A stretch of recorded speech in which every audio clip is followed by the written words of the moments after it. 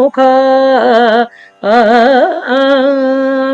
ఓ గురుస్వరూపిణి కామాక్షి, కంపానది పరిసర ప్రాంతాన్ని తగిలి ఉన్నటువంటి నీ పాద పద్మ వ్యాప్తిని బ్రహ్మ విష్ణాదులు చూస్తున్నారే అనేటువంటి సందర్భంలో ప్రాణామోద్యన్ బృందారక మకుట మందార కలిక విలోలల్లోలంబ ప్రగరమయ ధూమ ప్రచురిమా ప్రదీప్త పాదాబ్జ యుతి వితతి పాటల్యలహరి కుజాను కామాక్ష మమ దహతు సంసార విపినం.